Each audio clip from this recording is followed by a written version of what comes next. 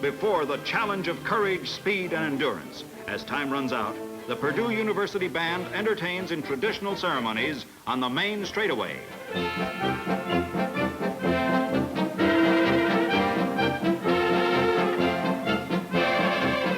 But behind the flags and excitement of race day, there are many other stories.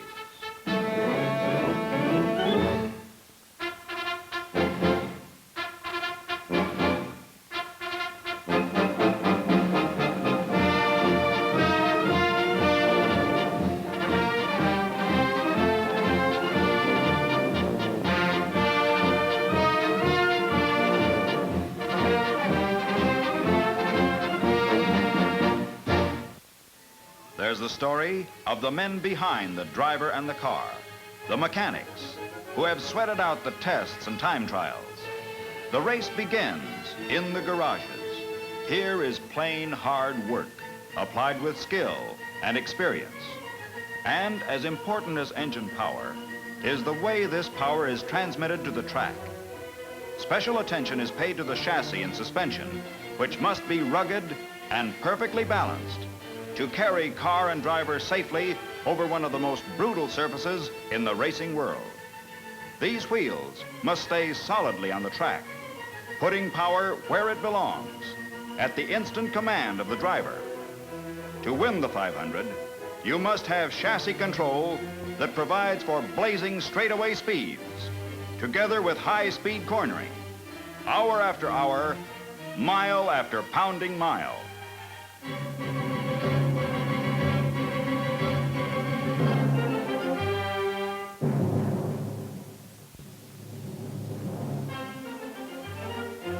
And now they are moving to the starting line. These cars and their drivers who are legends of skill and daring. The fans wonder at these sleek monsters and at the men who, in a moment, will hurl a ton of streamlined metal down a straightaway at 180 miles an hour and then crowd into the groove with 32 other thunderbolts. Each car, as it is wheeled out, carries the hopes and memories of months of work and planning. The mechanic's job is done, and the drivers take over. Flying Jack McGrath in number 3 is his own chief mechanic. When it doesn't go, he says, he stands on it a little harder. There's no one to blame but himself. But he remembers when it did go, like a bomb. It's 2 weeks before the race. McGrath ready to qualify. Vukovic has set the track ablaze with new 1-lap and 4-lap records. Now, with these records only 3 hours old, McGrath cranked up and got away on a warm-up lap. The green flag pointed at McGrath, screaming out of the north turn. He was on it, rocketing through the first turn faster than any man in Speedway history.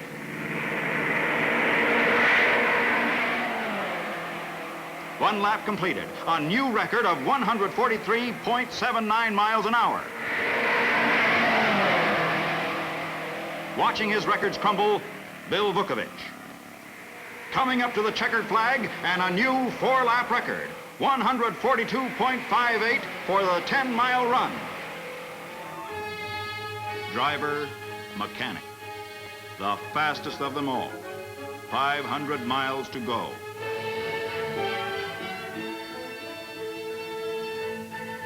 To the line, big number 1, a new machine for Jimmy Bryan, national big car champion.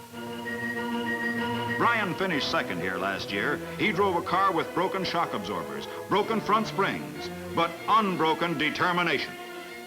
For 130 laps, he went wheel to wheel with Vukovic until Vuki grabbed the winning margin as Bryan was forced to pit for the 3rd time. Pounded black and blue by his disabled car, Jimmy collapsed after the race. Bryan takes his luck as it comes. This year, a new car can make the difference. Bill Vukovic, the man to beat now, came to the Speedway as midget champion to prove himself in the big cars. He came with the first Roadster, a new design, built especially for Indianapolis racing. He rolled to the line, an unknown driver in an unknown car. But steering failure sent Vukovic against the wall, 9 laps from victory. He became the man to watch. And watch they did as Vuki raced 1,000 miles without relief to win twice in a row. Only two other Speedway immortals, Wilbur Shaw and Maury Rose, have accomplished the same feat. Vukovic, biggest money winner in Indianapolis history and holder of more records, trying now for the record no one has. 3 wins back-to-back. Other veterans here today have helmets full of Indianapolis memories. Former national champion Tony Bettenhausen knows what it means to take the wheel here on the bricks. Tony in a qualifying run 3 years ago. He was on his way to break the record in number 99 and ran into real trouble.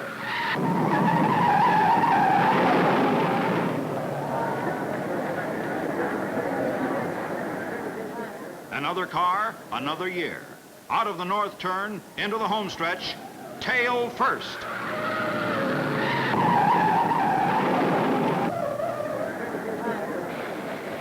And another 500, this time with the temperature breaking records. Heat exhaustion forced him out of the race. Ready now for 200 more grueling laps. Number 39 moves up. Its pilot, rookie Johnny Boyd. His freshman year at the Speedway, but he piled up some memories in a hurry during practice runs.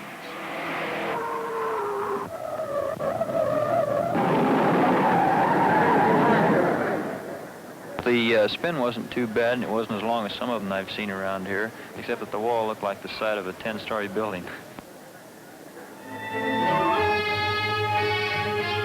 Pat Flaherty, remembering the heat of 1953. He was cutting a wide path through the blazing afternoon until...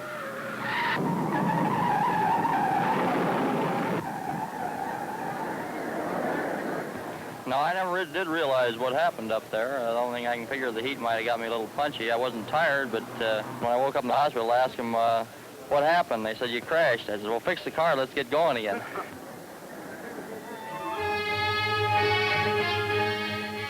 Here is number 33, a new streamliner with Jim Rathman, the jockey.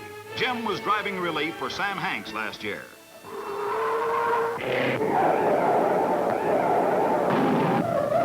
Crankshaft locked up, and that automatically locks your rear wheels up, and then only the good Lord can take care of you from then on.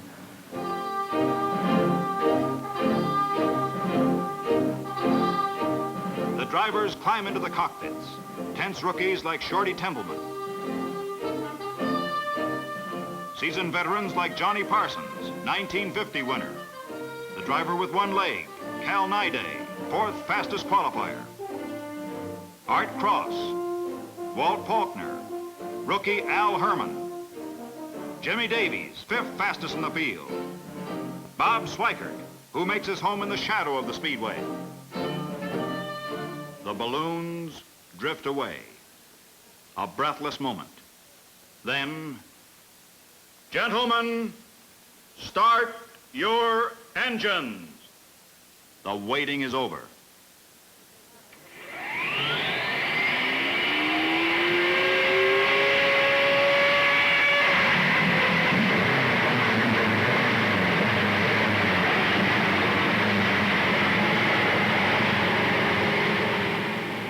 Three of the mightiest men and machines of the racing world, the fastest field ever to compete at Indianapolis, move away behind the pace car.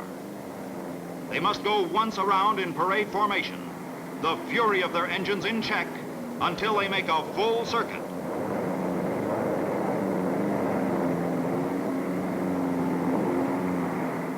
Moving smoothly, Jerry Hoyt at the pole position, inside front row. Bettenhausen next to him, and McGrath on the outside. In the second row, all eyes on Vukovic in the center. Hanks next to him on the outside. Through the second turn, heading for the long back stretch. Now under the bridge, and the pace quickens as the pack moves up the backstretch.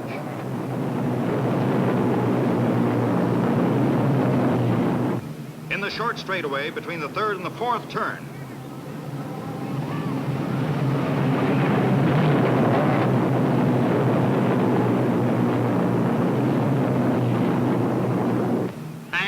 they come. The most beautiful sight in all racing. 12,000 horsepower wheeling through the fourth turn and heading into the main straightaway and the green flag.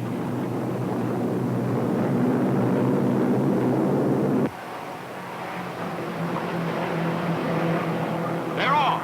A beautiful start. McGrath cuts across from the outside and dives into the turn first. Bettenhausen roars after him. Hoyt drops to third. Agabasian is fourth. Vukovic is fifth. Safely through Tornado Turn and into the second. Listen to these engines sing.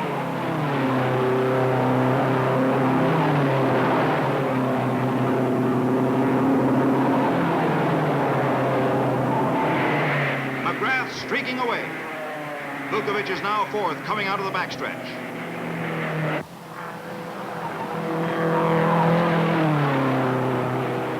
Vukovic closes in on Hoyt at the end of lap 1. And he passes Hoyt to take third place. Into lap 2, McGrath tries to fatten his lead as Vukovic fights Bettenhausen for second place. The crowd comes to its feet watching Vukovic make his move. Up the backstretch, Vukovic passing, moving into second place. Bettenhausen now third. Vukovic racing to a showdown with McGrath.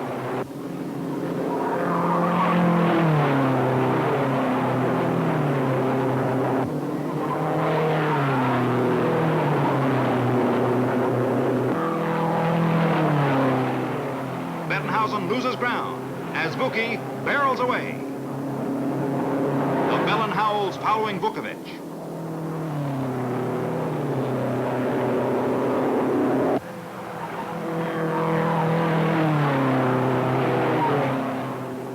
A thin wisp of smoke trails from McGrath's car as Vukovic keeps up the pressure.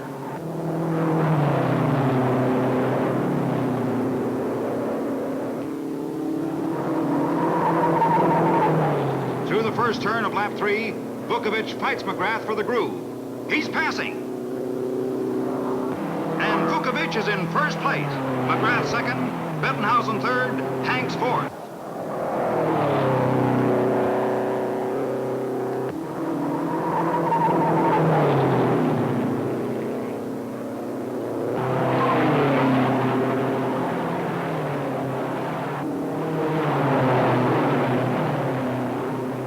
Vukovic keeps right on charging.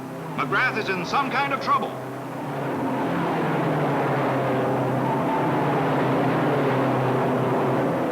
After 25 miles, Vuki opens up a 2-second lead.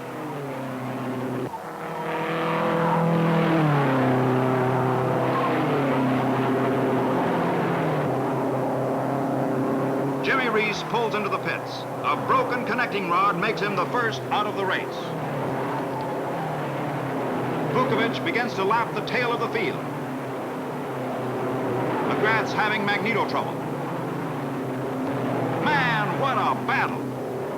Vuki's crew flash him his lap speed. He's traveled 50 miles in 22 minutes, and McGrath hangs on.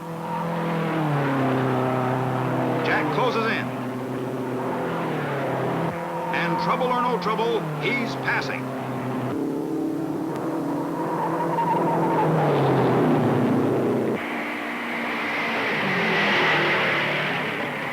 Vukovic cuts dangerously low to pull even, but Flying Jack won't give way. Vuki, lead-footing it all the way, turns the fastest race lap of Speedway history, 141.35 miles per hour, and takes the lead again. After 100 miles, Vukovic moves smoothly as ever, showing his tailpipe to the field. McGrath 10.5 seconds behind, his car fouled with exhaust fumes. Jerry Hoyt heads for the pit. Oil pump failure, and he's out of the race. His uniform is spattered with oil, but none left in the engine. Tough luck for this 26-year-old pole position winner. He tells his sad story to Jimmy Reese, the first man out of the race. There's nothing left of Jerry's victory hopes but an oily spot on the apron. McGrath's engine is still giving him trouble. Bob Sweikert's crew signaled the end of 125 miles, a quarter of the race. Sweikert in fourth position leads Bryan by a split second. McGrath comes into the pits after 135 miles. Vukovic has moved away to a 17-second lead before McGrath pitted. Sweikert and Bryan flash by as McGrath's crew change wheels. McGrath is leaving his car.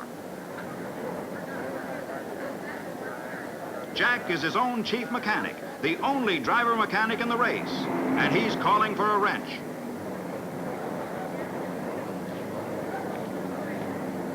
They say in the pits, if you raise the hood, you might as well give it up. But sometimes you keep trying. With McGrath in the pits, Bryan charges into second place. McGrath is through. Magneto failure sends him to the garage. Lap 56. Vukovic is flying. He's lapped some cars 5 times and is running through the field with magnificent skill. Roger Ward spins on the backstretch. The way clear, Boyd and Vukovic move right along, but Al Keller spins into them from the inside. Vuki is thrown over the rail, flipping helplessly.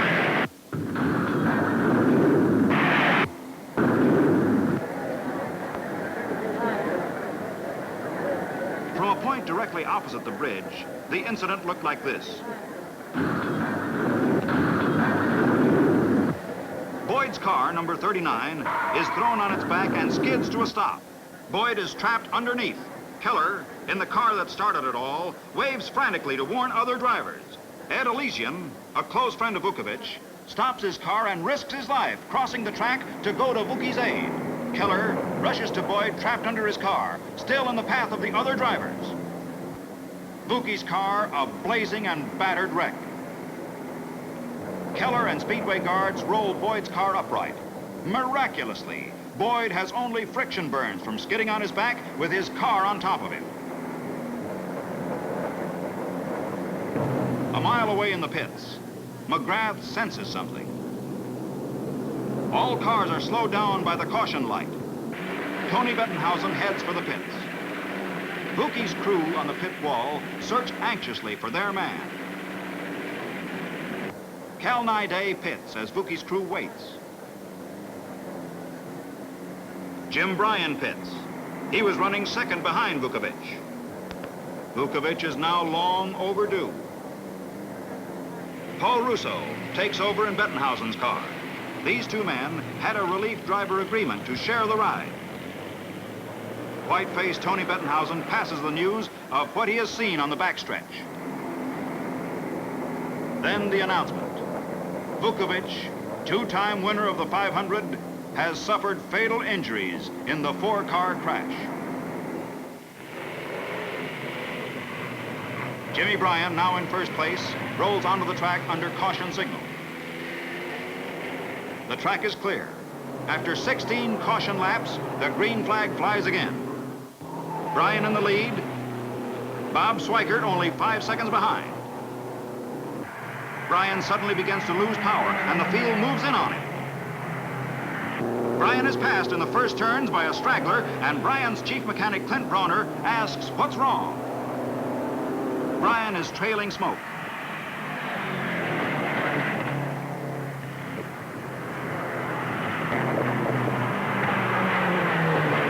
Out of the north turn, Jimmy Davis in car number 15 bears down and passes. Sweikert right behind. Down the stretch. And now Sweikert takes the lead. On the next lap, Sweikert is alone. Where's Bryan? Jimmy slows down to pit. His exhaust ports covered with smoke.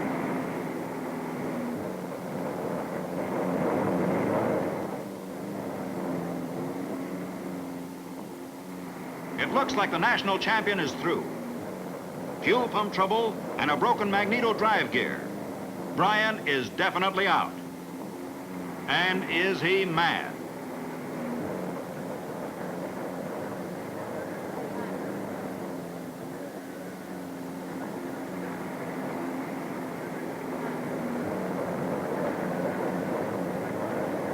Sweikert's crew watch as he pounds out the last laps. Cal Naiday moving through the fourth turn.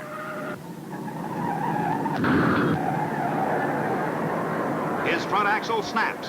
He slams into the wall, then rolls across the track to the infield. Naiday is hurt, and his car, which was fifth at 425 miles, is washed out.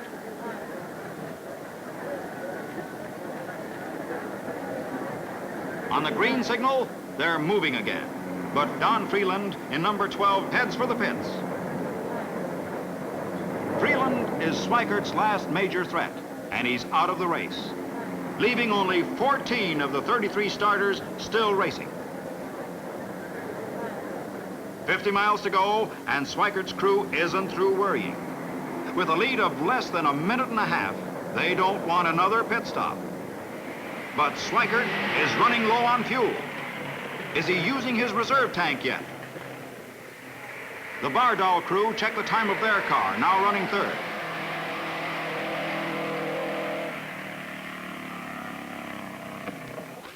Sweikert's timer sweats it out. Bob has eased off the throttle to save fuel. Dinah Shore leads the trophy to victory lane, but Sweikert's worries aren't over. He's down to the last few gallons, and Jimmy Davies in the Bardal Special is ready to move if Sweikert fails. Where is he? Does he have fuel to make it?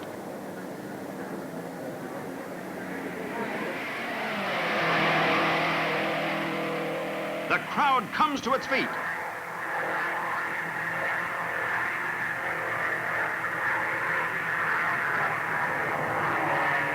Two more laps.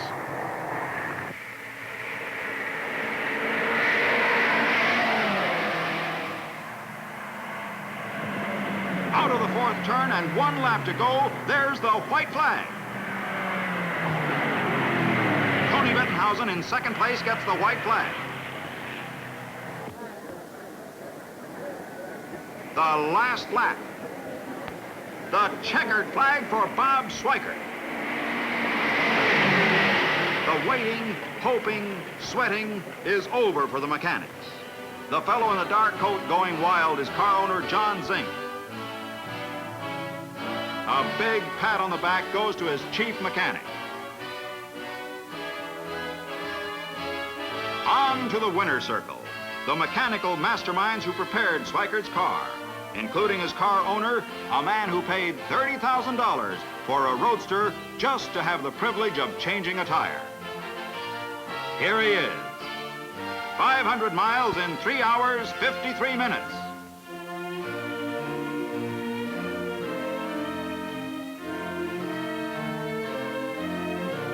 Sweikert led for 85 laps, or a total of 212 and a half miles. And he wins $76,000 for his skill, a share of the record-breaking purse of $270,000.